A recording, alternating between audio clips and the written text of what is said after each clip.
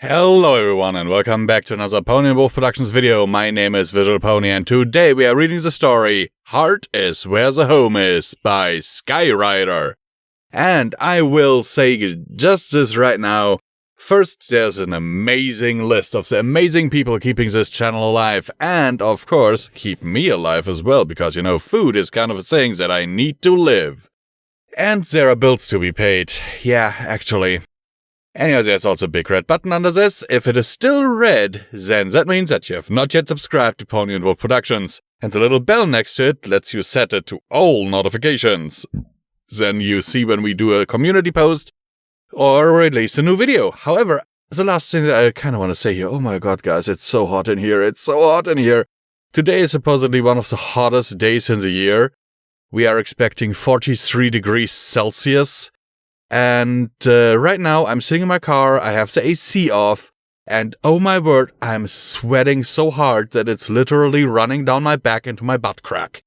So I'll get into the meat of the story and not even go with my usually I'm annoying you spiel. I didn't expect to find myself back here at the wreckage so soon. Then again, I didn't expect a lot of things that happened today. Weathering the assault of a giant, bellowing creature who towered over the rooftops of Ponyville, annihilating everything in his path remains high on the list. I've never been a grieving sort of mare. The world has closed any number of doors on my past, and I know, both in my heart and my brain, that the only solution that ever works is to not give up, to build again, to laugh in the face of a sometimes cruel world. To never let them see that falter. I'll get there. I will. The certain sure knowledge that there are bigger and better things waiting for me just over the horizon is its own sort of comfort too. I know that I'm a mare of destiny, marked for great things. Maybe in the eyes of the universe, it simply was not right for me to occupy such a humble home. Maybe the universe is slowly trying to mold me into the mare I'm meant to be. As a famous sculptor once said, chipping away every part of me that is not great.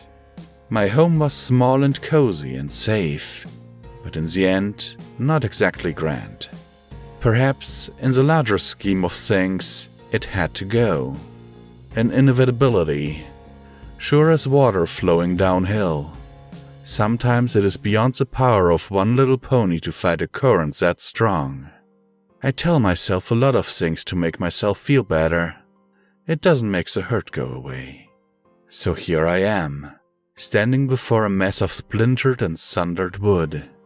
I shouldn't even be awake at this hour, but I don't exactly know how the Public Works Division operates in this town. Efficient, I'll bet. It'll probably be cleared away soon, like the worthless ruin that it is. And this is why I woke and made my way back here tonight. By tomorrow it might be gone, and I couldn't stand the thought of leaving it forever without one last goodbye. For years, this pile of rubble was my castle, my sanctum, my home. A warm retreat to hunker down in on a cold winter's night. And in the heat of summer, a bright open space in which to practice my craft. Whenever despair hobbled my steps, this was a place I would return to seek comfort in memories of obstacles surpassed and triumphs achieved. It was the first home I ever really had, and, other than the clothes on my back, it literally housed every object that I ever called my own. I know what you're thinking. You're just like the rest of them, aren't you? Every pony will tell you that they're just things. Things can be replaced, ponies can't.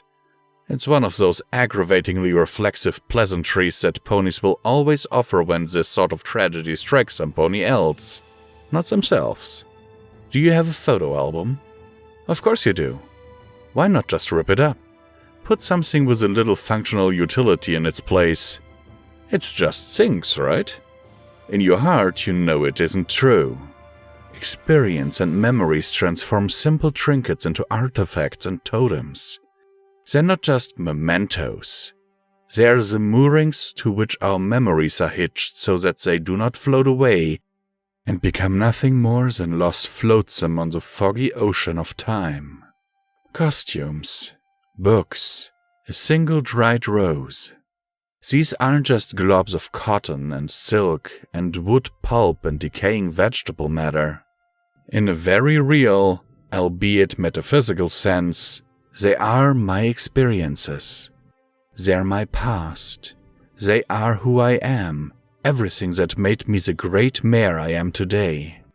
And now they are nothing but garbage. Fodder for a street sanitation crew. I kick listlessly with one hoof at my entire old life. So, this is it. The close of another chapter. A season ends, a season begins. Change is good, they tell me. Usually the same ponies who earlier trotted out the "there just sinks" chestnut. Change is not to be feared but embraced. They grudgingly must admit that this time they do have a point. It's hard when change seems to fly in the face of everything you thought your creator intended for you, when you worry that the future looks like nothing more than a long, slow slide towards mediocrity and oblivion. But I'm better than that. I've endured worse, and I will probably endure worse than this. In the end, this will be remembered as nothing more than a short, tragic setback. A tiny, illegible footnote of despair in a long, illustrious life filled with amazing accomplishments. I draw myself up to my full height, taking warmth and strength from the greatness that is to come, and turn my back on my former home for the last time. The brightest of all possible tomorrows awaits me. I just wish I had some, friends or something. A couch to crash on at least. I shake away the treacherous thoughts. Friends are for the weak. Twilight Sparkle needs friends. The great and powerful Trixie does not. I have a cloak. I have a hat. The night is not so cold. The woods are full of edible pine nuts, and the Pegasus ponies high above have promised us no rain for the entire rest of the week. It is a comfort to know that my immediate physical needs will be taken care of, so that my mind will be free to think about the important things. A new town, a new act, a new wagon, revenge. It's good to have a plan, and it's good to have a refreshed perspective on life. The show must go on, even if for no other reason that you have to give the bits back otherwise. Still and all, I really do hate giant monsters. Stupid Ursa Minor, I mutter to myself. I wheel about and gallop off towards the future. Hello everyone and welcome back to Common Time with Visual Pony, where I remind you that you can support Pony and Wolf Productions through the links down in the description below. Every dollar helps is needed and very much appreciated, and it helps to keep the lights on around here, and also to keep me eating and this channel alive, because, I am very confident in Midnight, I really am, but I think that if she had to manage this channel alone, you wouldn't get nearly as many updates. Anyhow, guys, let's be real here. You have to like and subscribe if you thought that this was a Twilight story. Because I sure did. I thought that this was Twilight returning to the Golden Oaks Library. And only when this whole thing with who needs friends, friends are for the weak came up, I was like, wait, who are we talking about here?